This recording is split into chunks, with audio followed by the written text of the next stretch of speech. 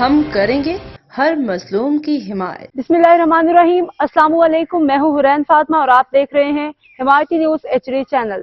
نظر ڈالتے ہیں آج کی اہم خبروں پر۔ وزیر اعلیٰ پنجاب مریم نواز شریف کی ہدایت پر تجاوزات کے خلاف جاری آپریشن کے سلسلے میں ڈپٹی کمشنر ٹوبہ ٹیکنگ محمد نعیم سندھو کے تاجروں کے ساتھ کامیاب مذاکرات۔ اجلاس میں تجاوزات کے خاتمے، شہر کی خوبصورتی بحال کرنے اور ٹریفک کی روانی کو یقینی بنانے کے حوالے سے تبادلہ خیال کیا گیا۔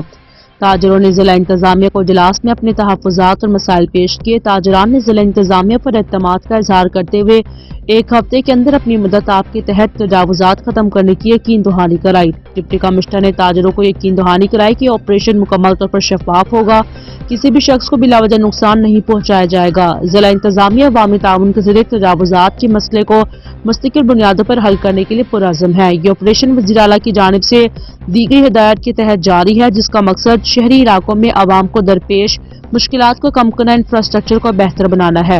اب تک کے لیے اتنا ہی۔ مزید خبروں اور اپڈیٹ سے باخبر رہنے کے لیے دیکھتے رہیں حمایتی نیوز HD چینل۔